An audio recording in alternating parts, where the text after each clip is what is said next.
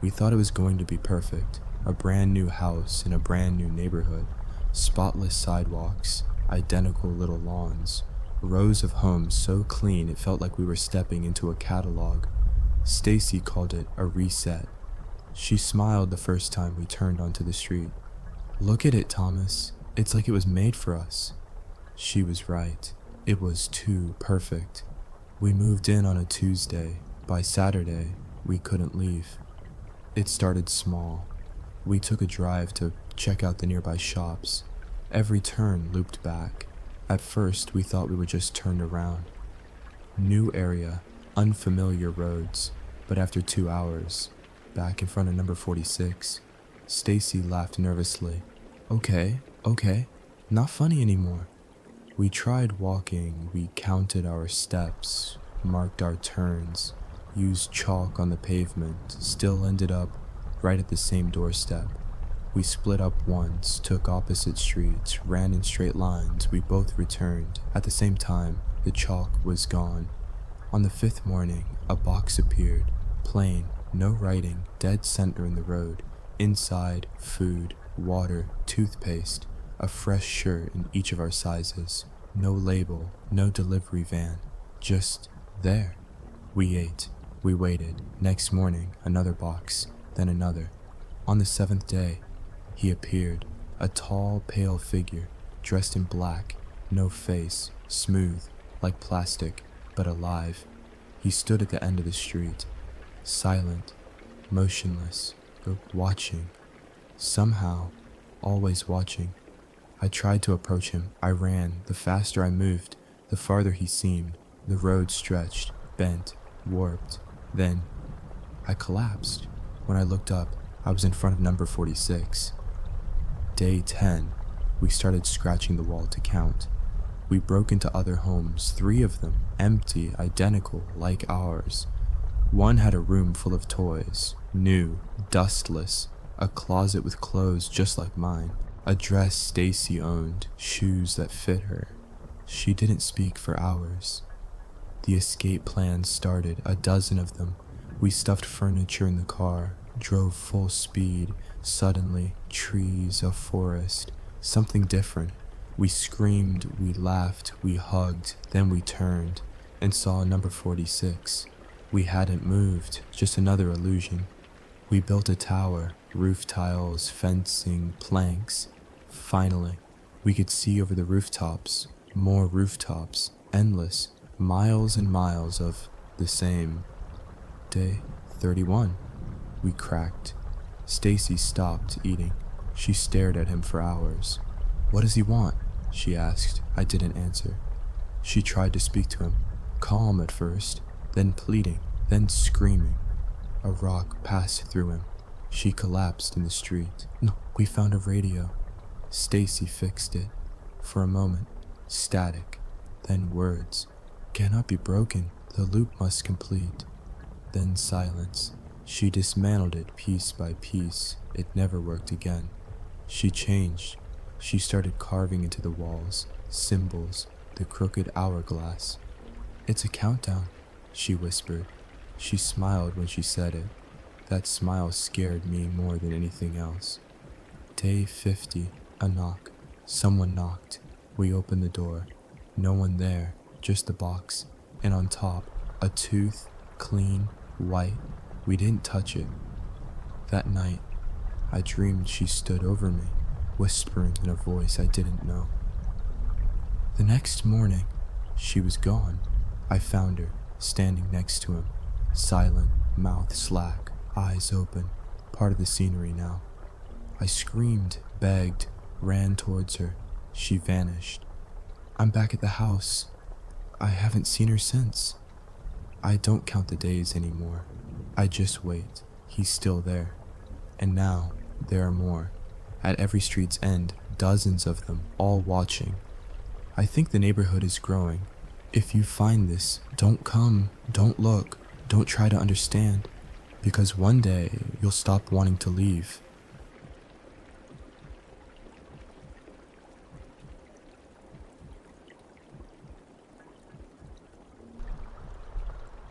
The English countryside looked different at 2 a.m.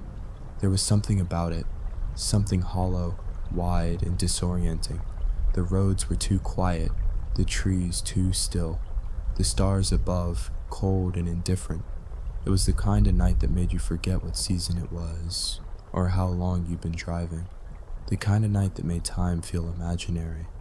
Alex rubbed at his tired eyes, one hand on the wheel, the other reaching blindly for the can of energy drink in the passenger seat. He'd left his parents' place later than planned. Much later.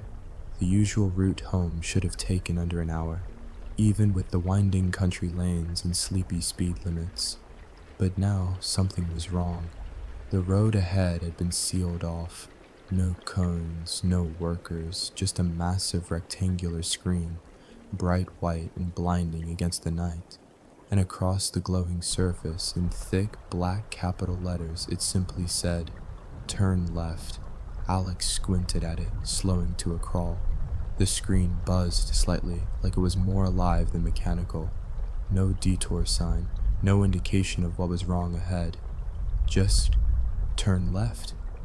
Something about it felt forced, not an instruction, but a command. Still, there wasn't really a choice. He sighed and turned the wheel. Left it was. The lane was narrow and wrapped tightly by hedgerows, high and wild and reaching. The car's headlights carved a tunnel through the blackness, barely illuminating more than 20 feet ahead. His GPS completely lost. No signal, no map, just a dot floating in a digital void. Alex muttered to himself, "Brilliant, should have stayed the night." The road dipped, twisted, climbed again. Then, without warning, he rolled up to a four-way junction, a stop sign, empty road stretching left, right, and straight ahead. He slowed, checked both directions, then continued forward. Another few minutes of winding tarmac and another junction. Same stop sign, same surroundings, same feeling in his gut. Deja vu. He checked the clock. It hadn't changed. He took the right turn this time. 5 minutes later, the same junction. His stomach twisted. Chum. By the fifth time, the headlights fell on something new. A wooden bench sat just off to the side of the road. Old, moss-covered, slightly crooked. He hadn't seen it before. But now, it was just there, like it had always been. Alex slowed to a stop, staring. No people, no signs, no houses, just the bench. He pressed his foot down again and continued. At the next junction, the bench was still there. Only now, a small side table sat beside it, and on that table, a cracked ceramic teacup. Alex's mouth went dry. His heart beat harder than it should have. He turned left this time, then right, then tried reversing for 10 straight minutes. Every route ended the same way. Back at the junction, back at the bench, back at the teacup. He got out of the car. The air outside was icy, still. Leaves crunched underfoot. He approached the bench hesitantly, like it might move. Nothing did, just a bench, a table, a cup. He ran his hand over the wood, rough, damp, real. He whispered aloud, "What the hell is this?" No answer, only the wind picking up just slightly as if to suggest it hurt him. Back in the car, Alex stared at the steering wheel for a long time before choosing a road again. The next time he reached the junction, there was a figure at the edge of the hedge, unmoving, straw hat, tattered clothes, a scarecrow, or something pretending to be one. It hadn't been there before, and it was facing the road. Alex didn't move for nearly 5 minutes. The car idled quietly, headlights fixed on the scarecrow ahead. It hadn't shifted, hadn't twitched, still stood there like a prop, arms out, shoulders stiff, its straw hat slouched over where a face might have been. He tried to reason with himself. It's just a decoration, a prank, maybe. Farmers did weird things out in the countryside, right? But no matter how he framed it, something felt off. The junction was silent, too silent. No wind, no distant owls, no insects humming. Just him, the idling engine, and it. Alex adjusted in his seat, never breaking eye contact with the figure. Then he blinked, and it looked closer, just slightly. A foot or two, like the shadows had shifted and it had come with them. He hit the lock button on the car. The click sounded too loud, too final. 10 more minutes passed, still no movement. The figure remained. Maybe he imagined it. The closeness, the unease. But the longer he stared, the more the figure seemed wrong. Its posture was too stiff, the arms too heavy. It wasn't propped like a traditional scarecrow. It was standing, on its own. Alex's throat was dry. He opened the glove box, pulled out the small torch he kept in there for emergencies. The light clicked on, and he swallowed hard. "Just look," he whispered to himself. "If it's nothing, you can laugh about it." He stepped out. The gravel crunched beneath his boots. One step, then another. The flashlight beam quivered with every breath. He approached slowly, heart hammering. The car behind him felt like an anchor, something solid, something safe. This thing in front of him, though, was none of those things. Up close, it was worse. Its clothes were damp and clung to its frame like they'd been buried underground. The fabric was patched, frayed, hanging in ribbons. Its arms weren't stuffed, they were shaped, subtle contours, elbows, wrists, fingers, human fingers maybe, and its face. There wasn't one, not really, just folds of cloth, wrinkled and sunken as though wrapped around a head that was once human. The hat sat too perfectly on its head, like it didn't belong. Alex reached out, just to brush the fabric, prove to himself it was fake, just clothes and straw and wire. His fingers touched the shoulder. It was cold, not like straw, not like wood, like flesh left too long in the shade. And then, the thing's eyes opened, two glassy orbs, milky, wide. Alex gasped, froze. His body screamed to move, but his feet didn't obey. Then its hand shot up, snapping onto his wrist with unnatural speed. The grip was strong, too strong, freezing cold, rigid. Beneath the fabric it wasn't soft, it was tight, solid, alive. Alex screamed. The flashlight dropped, spinning light into the trees like a beacon. He yanked, pulled, kicked at the creature's legs. It didn't speak, didn't groan, just stared. Those eyes, empty and reflective, locked onto his. And then, as suddenly as it had grabbed him, it let go. Alex stumbled back, fell onto the gravel, scrambled to his feet, and ran. He dove into the car, slammed the door, locked it again with shaking hands. Inside, his breath fogged the windows. His chest heaved, his fingers shook. The headlights still pointed toward the junction. The figure hadn't followed. It was back in place, arms out, head tilted, watching, waiting. Alex didn't look back as he sped through the junction. Gravel kicked up beneath the tires, the headlights trembling with every bounce. His hands were clenched so tight on the wheel they throbbed, but he didn't dare ease off the gas. The scarecrow, or whatever it was still fresh in his rearview mirror. Not visually, but mentally, burned into his nerves. His heart wouldn't slow down. He glanced at the clock again, still stuck. 2:04 a.m. "Just keep moving," he muttered. "Forward, don't stop." The road bent, curved, flattened. He passed nothing. No houses, no lights, no signs. Then another junction. His foot slammed the brake out of reflex. Stop sign, empty crossroads, same cracked white lines, the bench, the teacup, and the scarecrow, still in place. Alex swore under his breath. His pulse quickened again. He hadn't made it anywhere. He reversed, pushed the gear into drive, took the left path this time, then right. then the opposite of every turn he had taken earlier. He thought maybe it was a puzzle, some twisted version of Simon Says. 15 minutes of winding roads, of turning at every opportunity that felt wrong, led to the junction again. Only now there were two figures. The second stood across the road from the first. Same hat, same posture. Head tilted slightly. Alex gripped the steering wheel so hard it creaked. He didn't move, just stared at them through the windshield. The first one's arms were lower than before, hanging at its sides now. The second had one hand raised, bent at the elbow like it had been caught mid-wave. He threw the car into reverse, spun around, and floored it. This time, he didn't take turns. He just drove, straight, for as long as the road allowed. Then, the junction again. 3 figures now. He slammed his hand on the steering wheel. Number.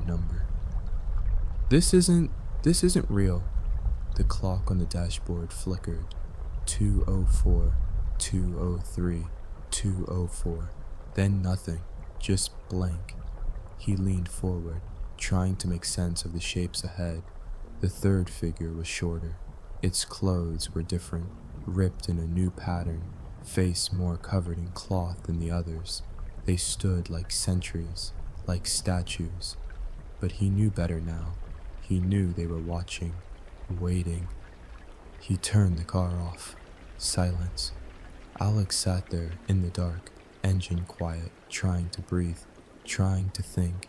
What did they want? What was the point of this? He whispered, not even sure why. What do you want from me? Nothing replied. Nothing moved. He flicked the engine back on. The headlights caught the figures again, bathing them in pale yellow. Still. Then, one of the heads twitched, not turned, twitched, like something inside was trying to shift but couldn't quite break through. That was enough. He yanked the wheel and turned back the way he came, but even in retreat, the road curled inward like a noose. 10 minutes later, the junction, again, now 4. Alex didn't know how long he'd been driving anymore. The road had lost meaning, just gray ribbons stretching endlessly between moments of dread. The car had become a coffin with windows. He wasn't driving now, he was orbiting. Every path he took spiraled back to the junction. Every turn, every route, every time, deeper into the same waking nightmare. But something had changed. The last time he approached the junction, it was empty. No figures, no scarecrows, no sound. Just the junction, still and waiting. And at the very center of it all, a chair, a table, and his father. Alex slammed the brakes. Dust rose around the car. The headlights cut through it, casting long beams over the scene. There he was, his dad, gray cardigan, jeans, crossed legs, same tired smile he always wore after dinner. In the teacup, steam, rising. His dad didn't move, just sat there, calm, as if the middle of a cursed crossroads was the most natural place in the world. Alex's hands trembled on the steering wheel. "No," he whispered. That's not possible." He blinked, once, twice, still there. His father in the center of the crossroads, sipping tea, his mind fractured. What if it is him? But how? He'd just seen his dad hours ago. He'd hugged him, said goodbye. He was supposed to be asleep back in town. What if they got him too? No, that didn't make sense. What if this is all a breakdown? The loop, the creatures, the junction. Maybe he was asleep. Maybe he was in a coma. Maybe he crashed the car and this was his brain rotting. What if it's a test? Something watching to see what he'd do. Punish him if he made the wrong move. What if this is the only way out? That if he walked to the table, sat with his dad, accepted the impossible, maybe the loop would end. His grip tightened on the wheel. "I'm losing it," he whispered. His breath fogged the glass. The windows had begun to collect dew. The air inside was suffocating. He stared at his father, who still hadn't moved, not even a blink. "Dad?" he called out. No response, just that soft smile, that steam from the cup. He leaned his forehead against the steering wheel, squeezing his eyes shut. His thoughts were spiraling now, voices looping inside his head like the roads outside. If it's real, I can't leave him. If it's fake, it wants me to believe. If I get out, I won't come back. If I stay, I'll go mad. He felt tears at the corners of his eyes. It had been hours, or days, or weeks. Time was meaningless now. I don't know what's real anymore. And then, like a rope tightening around his chest, he realized something terrifying. He wanted to believe it was his dad. He wanted to get out, sit down, be told everything was okay. And that was how he knew it wasn't real.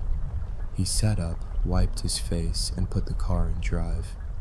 "I'm sorry," he whispered to the figure, "but you're not him." He stared at the center of the junction, at the teacup, at the stillness. Then he closed his eyes and floored the gas. The engine roared, tires screeched. He didn't look, didn't blink, just drove. The sound of the engine was the only thing anchoring Alex to reality. His eyes snapped open. The car surged forward, still trembling from the force of acceleration, but the junction, it was gone. No crossroads, no stop sign, no scarecrows, no chair, just a single straight road, smooth, flat, narrow, trees on either side, swaying gently in the breeze. Alex blinked, once, twice. The wheel in his hand steadied, his breathing slowed. He exhaled for what felt like the first time in hours. "Oh my God," he whispered, "it's over." His grip on the wheel loosened, shoulders sagged, tears welled, not from fear this time, but from relief. Somehow, someway, he'd broken the loop, escaped the nightmare, left the junction behind. The road stretched ahead like a promise. But as the minutes passed, the silence didn't feel peaceful. It felt hollow, like the kind of silence that comes after a scream. Alex stared out the windshield, replaying what had happened. The looping, the creatures, the fear, the teacup, his father. He bit his bottom lip, suddenly unsure. What if it was really him? He whispered. What if that was real? The thought cut deep. What if he had left his father behind, or driven through him? He gripped the wheel tighter again. No, it couldn't be. That was part of it. That had to be part of it. Still, the image wouldn't leave. That soft smile, that stillness, the steam from the cup. His father would never just sit there and say nothing. But what if that's what they made him do? "Stop it," Alex said aloud. It wasn't him. It wasn't real. None of this is real. But the words felt weightless, the kind of lie you tell yourself to keep from breaking. The road stretched on. He passed no signs, no homes, no other cars. It was too perfect, too straight, like a tunnel made of trees. And then, far ahead, something white, a glow. His breath caught in his chest. He pressed down on the gas, tires humming against the asphalt. The screen, it had to be. The one from before. Same bright white, same rectangular shape, suspended in the center of the road like a gateway. Alex laughed, a short, broken laugh. "This is it," he said, grinning through the tears. "This is the way out." He wiped his face and accelerated. The screen loomed closer, closer. He leaned forward in his seat, blinking through the brightness. There was writing. He squinted, his smile began to falter. The letters were different, no longer "turn left." Now it said, "Wrong, try again." The words pulsed, cold, unforgiving, absolute. Alex hit the brakes, skidding to a halt just feet away from the screen. Silence fell again. A deafening, heavy silence. His mouth opened, but no sound came out at first. Then, he screamed, over and over, fists pounding the steering wheel, head slamming into the horn, tears streaming down his face. The wheel shook beneath his hands as he shouted until his throat burned. Why? His voice cracked, collapsed. He sobbed, chest heaving, curled over the wheel as the screen glared back at him like a god, unmoving, uncaring. Evelyn noticed the red door first. It was on a house at the very end of Ash Mill Lane, a narrow, dead-end street tucked into a quiet pocket of the village. The house sat slightly apart from the rest, as if it had been there before the cul-de-sac ever existed. The property was unkempt, overgrown with ivy and dead rose bushes, and surrounded by a fence of rusting black iron. But what stood out most was the door. Painted a dull, matte crimson, it didn't shine or shimmer. It didn't look new or even recently repainted. It looked like it had always been that color, as if the wood itself had bled red over time. When she pointed it out during their first walk through the neighborhood, Mark barely glanced up. "Weird color," he said, "but I guess that's what gives the village character." The village was called Elderbrook, population just under 600, the kind of place with cobblestone lanes, a single post office, a tea room with uneven chairs, and neighbors who all knew each other's dogs' names. Mark and Evelyn had moved there a week ago, leaving behind the sprawl of London for something quieter, slower, supposedly good for the nerves, the kind of place where nothing ever happened. They had bought a small 2-bedroom cottage just off the main square, sloped roof, old chimney, walls thick enough to block even the strongest winds. It felt like something out of a storybook, until the red door. The locals were kind in that surface level sort of way. Warm smiles, handshakes, pies left at the door. There was Mrs. Calloway, who lived across from them and wore the same blue cardigan every day. She had been the first to greet them.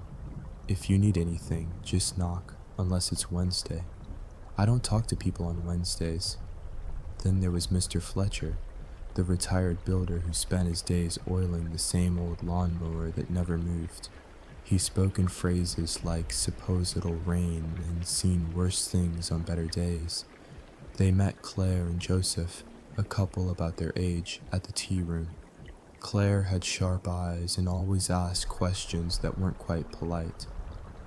"So, you moved here from the city. Strange time for it, isn't it?" Everyone was friendly, but there was a tightness beneath it, like laughter that came a second too late, like conversations that stopped when you walked past. It was only on the third evening, over a shared bottle of wine, that Evelyn brought it up again. "I asked Mrs. Calloway about the house at the end of Ash Mill." Mark looked up.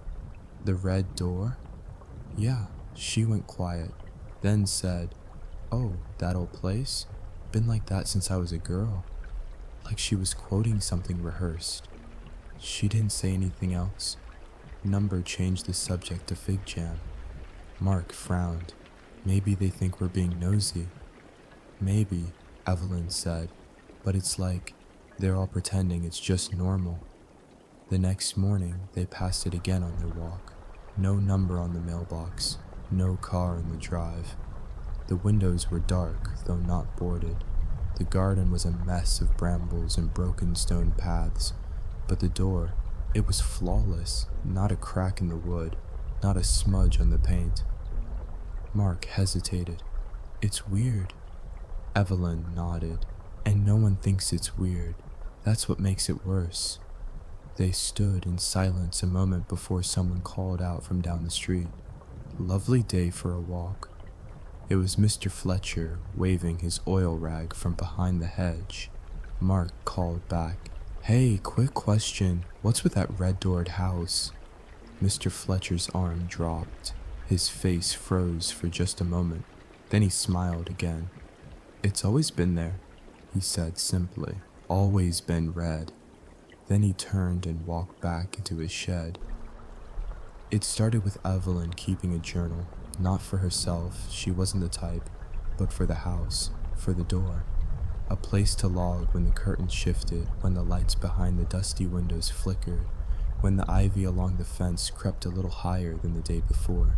She never saw anyone enter or leave the house, but things changed, slightly, subtly, the kind of shifts you don't notice unless you're looking too closely.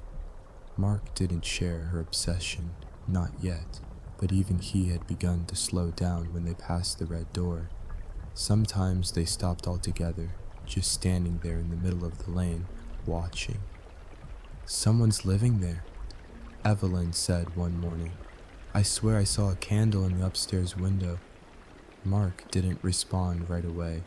He had his arms crossed, eyes fixed on the second floor. "Maybe. That's the third time this week something's moved inside." "Then go knock," he said, almost teasing. Evelyn turned sharply. "Would you?" "No," he admitted, "because this place, this village, they all act like it's just part of the scenery. That's what makes it worse." They stood in silence for a while. Then Evelyn wrote something in her journal. "Thursday, 7:16 a.m. Light in upper window, no one visible, door unchanged." Later that week, they were browsing books at the village's second-hand shop, the Dusty Spine, when an older woman behind the counter gave Evelyn a long, uneasy stare. "You've been looking at number 9, she said flatly. Mark turned. "Sorry?" "The red door," she clarified. "You've been watching it?" Evelyn nodded. "Yes, what's the story with it?" The woman shook her head, slow and firm. "You don't ask about that house." "Why not?"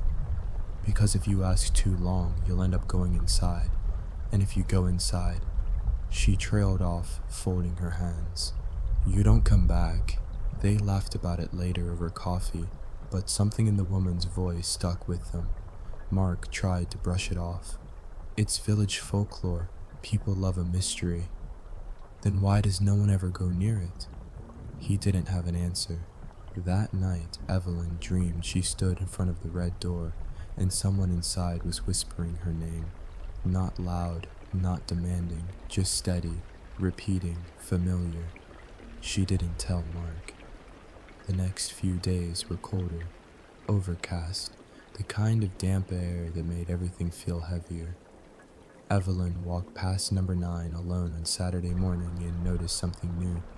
The fence gate was open, just slightly, a few inches, enough to make her stop mid-step. She didn't go in, but she didn't walk away either. She stared, and in the dirt just inside the gate, there was a single footprint, not hers, not Mark's. Someone had been there. Mark tried to forget it. He went for longer runs, spent more time fixing little things around their cottage, but the image stayed with him, the footprint, the cracked path, the red paint. By the time Sunday came, it was Evelyn who asked what they'd both been thinking. "Do you want to go in?" He hesitated. She continued.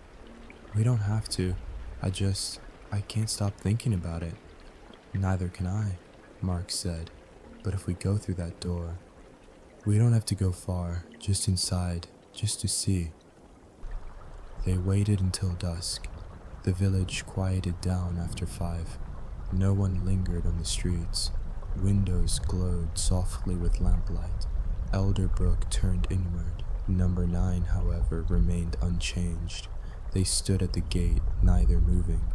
Evelyn reached for Mark's hand. "Ready?" "No," he said honestly, "but let's do it anyway." The gate creaked as they stepped inside.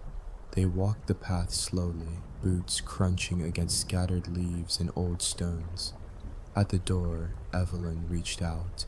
It opened with a soft push, no lock, no resistance, just darkness inside. She looked at him. "We go in together." And they did.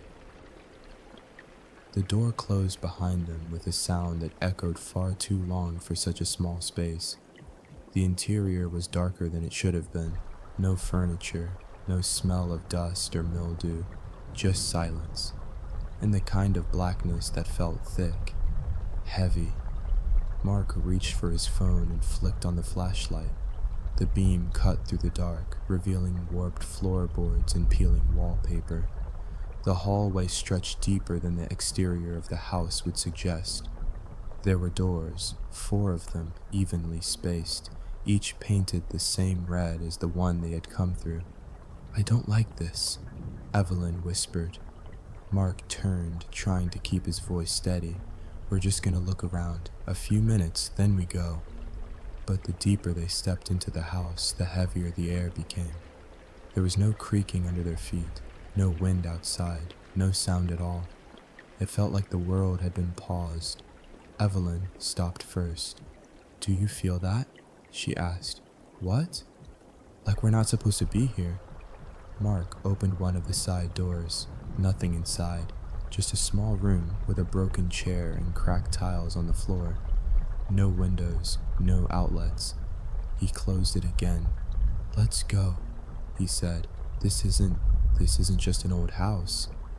They turned and moved quickly back to the front door. Mark grabbed the handle and pulled.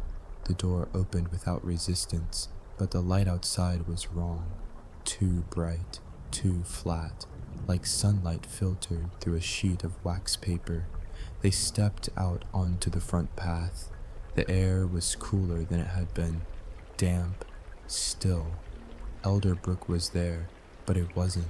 The street was the same shape. The buildings were the same, but the colors were different. Muted, slightly faded. And then they saw the people. A man in a wool coat strolled by walking a dog neither of them had seen before. A woman across the street hung linens they didn't recognize on a line they'd never noticed. Children rode past on strange, vintage-looking bicycles. No one looked at them. Evelyn turned to Mark. "Something's wrong." Mark looked past her, down the street toward their cottage. Except someone else was there. They sprinted down the lane. When they reached the house that should have been theirs, Evelyn stopped cold. There was a red bicycle leaning against the wall. The curtains were yellow instead of blue. The garden gnome that Mark had cracked by accident 2 days ago was gone. And through the window, they saw them, a couple, sitting at their kitchen table, laughing. The man was older than Mark, with a full beard and glasses. The woman had long blonde hair and was pouring tea. Mark stepped forward and knocked hard on the door.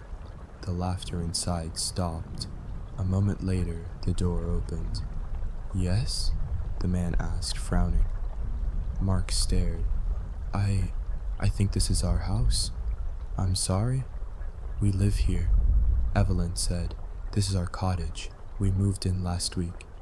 The man and woman exchanged a glance. The woman stepped forward. "We've lived here for 9 years." Mark turned to Evelyn. "This isn't right. Something's happened." The woman's smile faded. "Are you feeling okay? Do you need help?" Mark stepped back. "Number, I think we've made a mistake." They walked away quickly down the path, trying to keep their breathing steady. When they reached the edge of the lane, Evelyn grabbed his arm. "What do we do?" Mark looked back toward number 9. The red door stood closed exactly as it had before. "I don't think we came out the same way we went in," he said quietly. Evelyn's face went pale. They stood in the middle of the street, the wrong world moving around them. The village almost, but not quite, the same. Evelyn didn't speak for the first few minutes as they walked. Her eyes scanned the buildings. Same shapes, same names on the shops, but the details were wrong. "Look," she whispered, stopping in front of the bakery. The sign read, "Bridget's Loaf," in the same swirled lettering they remembered, but the color had changed, blue instead of green, and there was a bell above the door that hadn't been there before. Inside, the woman behind the counter wasn't Bridget. She was younger, maybe 30, with jet black hair and a heavy coat despite the warmth. They kept walking. Everything was familiar. and nothing was. They passed a garden that Evelyn remembered walking through just 2 days ago, but now it was fenced off, overgrown with weeds, and the plaque that once read, Elderbrook Memorial, now said, in memory of the Ash Mill Fire, 1954. We're not just in the past, she whispered, or the future. Mark stopped. What are you saying? We're in a version of the village, one that's like ours, but it's not. It never was. They turned corners, retraced steps, hoping for some landmark, any clue that might anchor them. But every familiar place was off by just enough to make their stomachs turn. The air smelled different, older, like books in a closed attic. Even the people, they walked slower, said less, and no one seemed to recognize them. When they passed their supposed house again, Mark paused and stared at the couple through the window. I watched him butter toast this morning, he said. I sat in that exact chair. Now he's there, like I never existed. Evelyn's voice shook. Do you think we're dead? No, Mark said. I think we're lost. They found their way back to number 9 just as dusk started to fall. It looked the same. Red door closed, path still cracked, ivy creeping upward. Mark hesitated. Do we go back in? Evelyn didn't answer. He stepped forward, reached for the handle. Locked. He turned it again. Nothing. We left it open, Evelyn said. It wasn't locked. Mark knocked, more out of desperation than reason. Nothing. He knocked again. Still nothing. That night, they slept in the woods beyond the village, using their jackets as makeshift blankets. It was cold, but neither of them complained. They didn't speak much at all. The forest felt less foreign than the town. In the morning, they tried to speak to someone, anyone, but every conversation felt like trying to punch through fog. People were polite but distant, vague, disconnected. Evelyn begged the librarian to help them find records of number 9. The woman smiled. That house doesn't exist anymore. Burned down in the 60s. Why do you ask? Evelyn stared at her. It's still standing. But the librarian had already turned away. Back at number 9, the red door remained shut. On the 3rd day, something changed. They found a note on their former cottage's doorstep. It wasn't handwritten. It was typed, perfectly centered. Do not try again. The door remembers. Mark folded it slowly. What does that mean? Evelyn didn't answer. She was staring down the lane toward the house, her face pale. Mark, she said, do you hear that? He strained to listen. Faint, barely a whisper, but it was there, his name, repeating from behind the red door. The door opened on the morning of the 3rd day. Mark and Evelyn had returned to number 9 every few hours, hoping, waiting, whispering to each other that maybe, just maybe, it had all been a mistake, that the house would let them back in, that they could undo whatever had happened. This time, as they stood before the door, Mark reached out on instinct. It opened.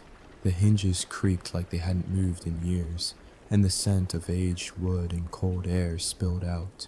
They exchanged a glance, then stepped inside. The house was brighter than before, still old, still strange, but lit now by warm amber lamps lining the hallway. The wallpaper, once peeling, had shifted slightly, repaired, repapered in parts. The strange hallway with its 4 red doors was still there, but something about the air felt watched. Then came the voice. You took your time. They spun around. A woman stood at the base of the stairs, mid-60s, perhaps older, with gray hair tied back into a tight bun and a deep green apron. Her posture was stiff, her voice sharp and clipped. Who are you? Evelyn asked. I'm the housekeeper, she replied, though I prefer keeper of the threshold. Less domestic. Mark stepped forward. What is this place? The woman cocked her head. Number 9. You walked through the door. It accepted you. Accepted? The housekeeper smiled. It doesn't open for everyone. Evelyn frowned. Why couldn't we get back in? Because you left. And once you leave, you can't return for 3 days. That's the rule. Mark blinked. That's oddly specific. It's not odd, the housekeeper said. It's protective. The house exists on the edge of things. Time, place, memory. It can't let people come and go freely. So we were locked out, Evelyn said. On purpose. Yes, and lucky you were. Most who try to force it open don't return in one piece. The house has to restabilize before you enter again. She led them into a narrow parlor that hadn't been there before. A fire burned softly in the hearth, though neither of them remembered seeing smoke outside. Evelyn sat, barely processing what she was hearing. We saw our house, but it wasn't ours. Different people lived in it. The village. It was wrong. You weren't in your village, the housekeeper said matter-of-factly. You were in a version of it, one the house took you to. Mark stared. So the house is... what? A machine? A portal? It's a door, she said. To where? That depends. On you, on your questions, on what you carry with you. We didn't ask for any of this, Evelyn said. No, the housekeeper agreed. But you were curious, and curiosity opens more than doors. She stood, brushing off her apron. You'll be able to leave again soon if you wish, but when you do, it may not be the village you remember, and you won't be able to return until the cycle resets. Mark looked at her. And how long does that take? 3 days. Always 3 days. It's not just time, it's containment. It's how the house keeps the fragments from bleeding together. Fragments of what? The housekeeper smiled again. You'll see. She turned and left the room, her footsteps fading into the floorboards like they were being swallowed. Mark and Evelyn sat in silence. The fire crackled. Somewhere a clock ticked, a slow, deliberate sound. Fragments, Evelyn whispered. How many villages are there?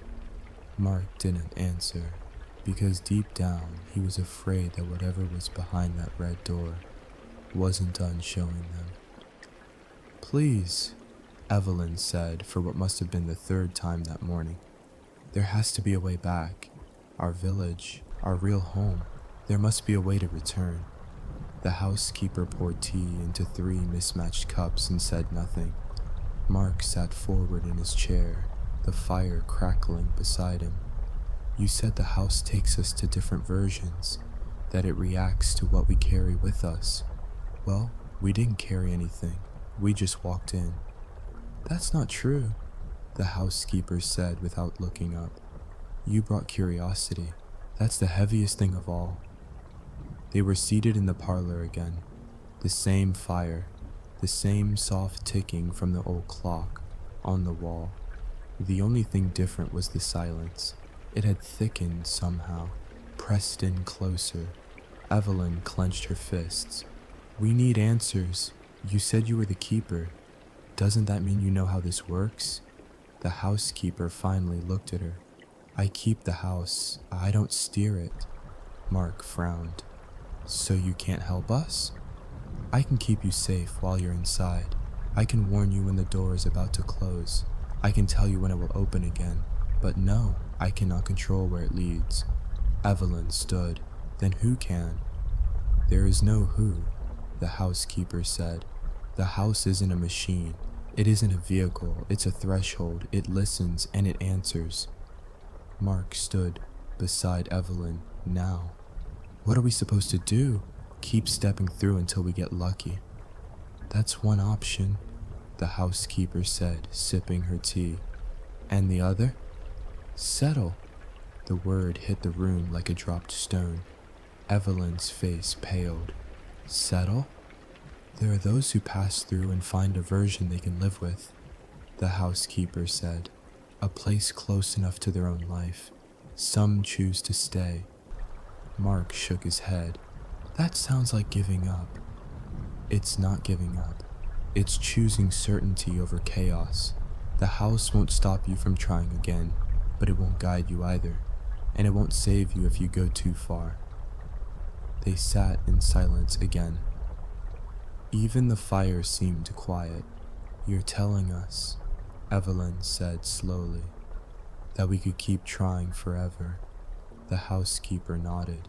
And you might never get back, or you might, one day, but every time you step through, you risk ending up somewhere worse. Mark looked at the old woman. Have you ever left the house? She didn't answer right away. When she did, it was barely a whisper. Once. And she stared into her teacup. I came back, but the place I knew was gone. I've been here ever since. The fire popped. A log shifted. Mark and Evelyn looked at each other.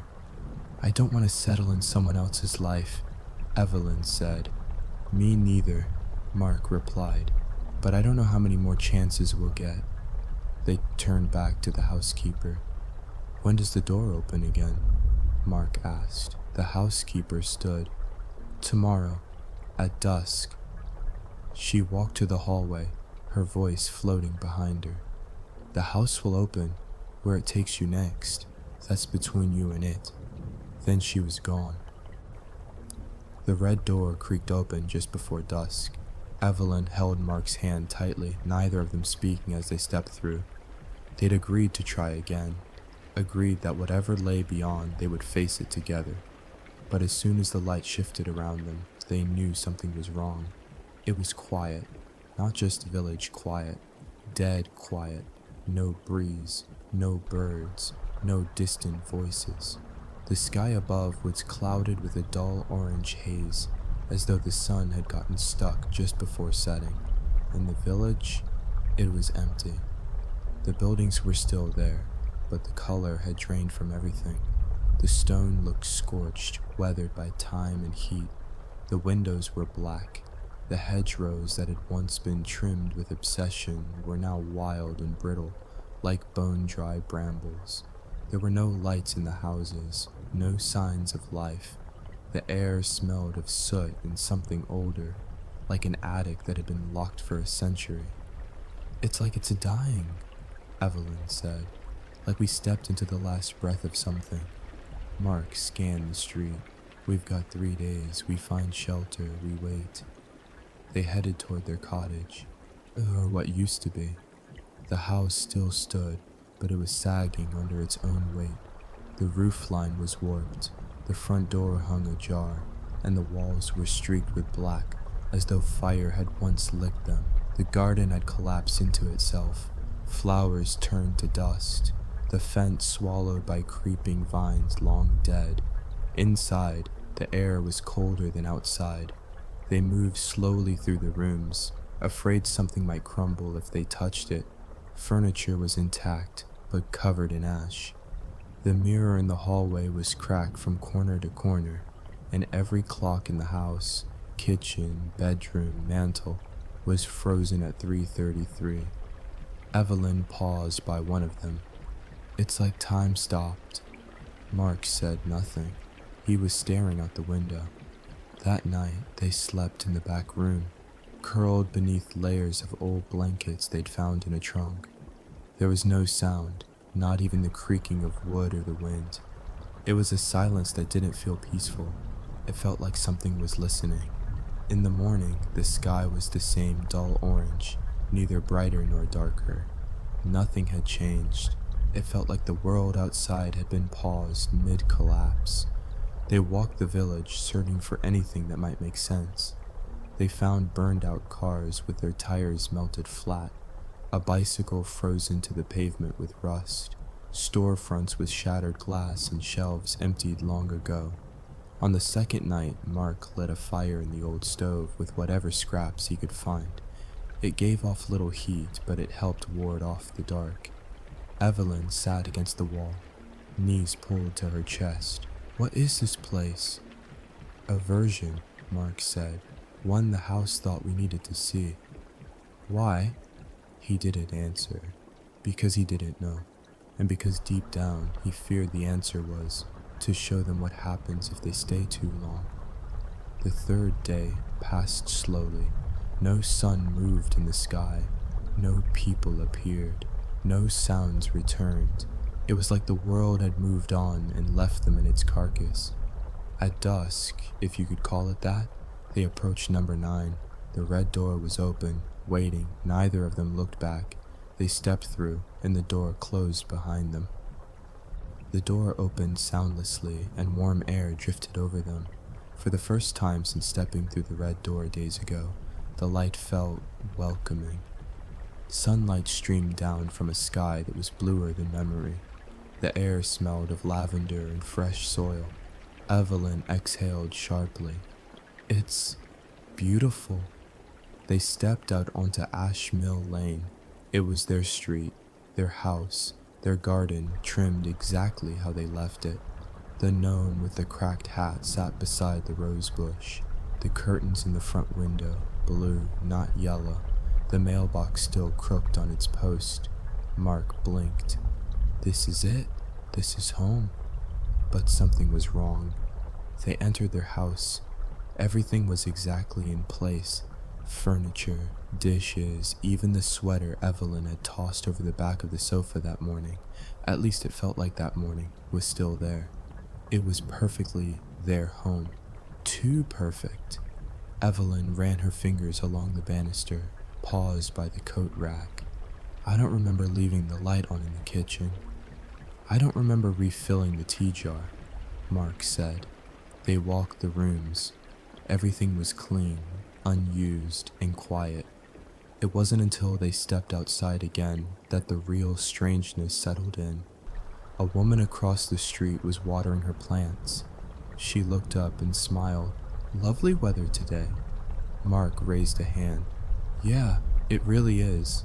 She smiled again, same wide fixed grin, then returned to watering, repeating the same arc with her arm over and over like a loop. 2 children rode past on bikes, silent, synchronized, their wheels making no sound. From the corner, Mr. Fletcher appeared, pushing his lawnmower. Slowly, precisely. Mark nudged Evelyn. "He never mows this early." They stood there a moment longer. Then Evelyn said it. "This place isn't real." They tried to talk to others. Mrs. Calloway offered tea, smiling blankly. Claire and Joseph appeared on a walk, speaking in cheerful monotones. When Evelyn asked what day it was, Claire blinked. "It's always Sunday here." Mark felt a chill. "You mean today is Sunday?" "No," Joseph said, still smiling. "It's always Sunday." Inside again, they sat at the table in silence. "I don't trust this," Mark said. "It's like a replica, not the real thing." "But it's so close," Evelyn whispered. "What if we stayed? What if it's a trap?" She didn't reply. That night, they watched the sky. The sun never moved. On the second day, Evelyn woke with a start. There was a knock at the door. Mark opened it to find 4 neighbors: Claire, Joseph, Mr. Fletcher, and the woman with the watering can, standing in a row, each holding a pie. They spoke in unison. "We're glad you're home." Evelyn backed away. Mark shut the door. He checked the window. They hadn't moved. They tried leaving the house, but the street curved back into itself. Every road led home. Every shop was open but empty. Every newspaper bore the same date. Sunday. The sun never moved. On the third day, Evelyn sat motionless at the edge of the garden. "Maybe it's not so bad," she said. "They're kind. They're peaceful." Mark crouched beside her. "It's not peace, it's sedation." He looked toward number 9 and froze. The house was gone. In its place was a row of hydrangeas, bright and blooming. "No," he muttered.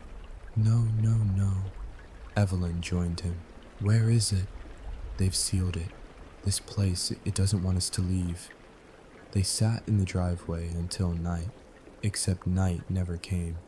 and in the distance, across the unmoving sky, a second sun flickered briefly behind the clouds, too large, too low. Evelyn whispered, "We have to get out." Mark took her hand. "Then we find another way." And in the distance, from where number 9 used to be, the red door shimmered into view. The red door closed behind them. Mark and Evelyn stood in the narrow entryway of number 9, bathed in the low amber light that hummed faintly from the sconces on the walls. It was warmer this time, quieter. The house felt patient. They didn't speak right away. It felt like waking from a dream inside another dream. After a while, Mark sat at the foot of the stairs and buried his face in his hands. Evelyn leaned against the wall, staring at the floorboards. "I'm so tired," she whispered. Mark looked up. "Me too." They wandered into the parlor. The fire had already been lit, crackling gently like it had missed them. The same mismatched teacups were on the table, steam curling lazily from within. They hadn't touched them, but they were always full. Mark stared into the flames. "Do you remember what she said?" "The housekeeper?" Evelyn asked. "Yeah, about the house." She nodded. "It gives you what you carry with you, what you want." Mark stood, pacing slowly. "Then maybe we've been doing this wrong. Running, surviving, looking." Evelyn tilted her head. "What do you mean?" "I mean, what if the house isn't just some random machine throwing us through time? What if we're directing it? Subconsciously, with fear, with doubt." Evelyn walked to the far wall, pressing her palm against the wallpaper. It was warm. "I was scared when we first stepped through," she said. "I thought about losing everything, about not going home again." Mark nodded slowly. "And we didn't." They sat in silence, the firelight flickering across their faces. "Then what now?" Evelyn asked. Mark exhaled. "We stop running, we stop doubting, we start remembering." "Remembering what?" "Home, the real one. Everything about it, down to the cracks in the pavement and the tea stains on the counter." Evelyn's eyes welled. "What if we forget something? What if we imagine it wrong? Then we imagine it together, and we believe it's enough." They sat cross-legged on the floor, facing each other, and began listing details. The smell of fresh bread from the bakery on Sundays. The wind chime 2 houses down that always rang after 5 p.m. The tiny squeak in their floorboard by the front door. Mrs. Calloway's blue cardigan. The crooked mailbox. The way their kitchen window fogged in the mornings. They built their home from memory, layering pieces like bricks, speaking them into the air like they were casting a spell. They slept by the fire that night, not out of exhaustion, but out of belief. Mark woke first. The house was still. The red door stood slightly ajar. Light trickled in, natural light, not the stage sun from the last village, not the dead orange hue from the one before. Evelyn stirred. "Is it time?" Mark nodded. "Let's see what we made." They stood at the door. Evelyn reached for his hand. "Whatever happens, we find each other," Mark said, and they stepped out. 10 years passed like a slow-breathing dream. Mark and Evelyn lived quietly, contentedly, in the same cottage they'd once fought to return to. The crooked mailbox still leaned. The wind chime still sang in the evenings. Mrs. Calloway still wore her blue cardigan. Time had softened their memories. The red door, once the heart of their fear and desperation, now stood like a relic at the end of Ash Mill Lane. Unchanged, unspoken, they had become part of the village, and like everyone else, they didn't talk about the door. It was a Tuesday when the new couple arrived. Mark noticed first. He was trimming the hedge when a moving van rumbled past, trailing dust and chatter. The couple stepping out of the small car looked familiar in a way that tugged at something buried. Mid-30s, excited, curious. Evelyn joined him on the porch. "They look like we did," she said quietly. Mark nodded. "Yeah." They watched as the new couple wandered the street later that day, greeting neighbors, pointing toward the trees, the tea shop, the iron fence at the end of the road, and finally, to number 9. That evening, as the sky dipped into gold, Mark and Evelyn walked to the square for groceries.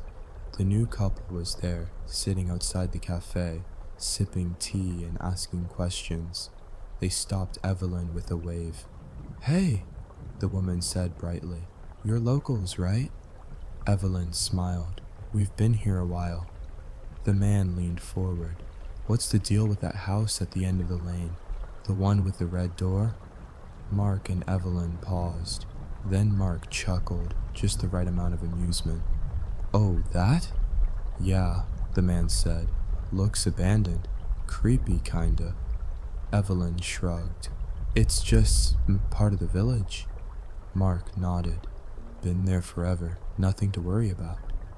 People say no one goes near it." "They're right," Evelyn said, standing straighter. "Best to just ignore it." The couple exchanged a look, and just like that, the moment passed. That night, Mark and Evelyn sat on their porch, watching the breeze carry the scent of lavender through the air. "We did the right thing," Evelyn said, more to herself than him. Mark didn't answer immediately. He looked down the lane. The door was still there, closed, red, still. "It's always been there," he said, and he meant it.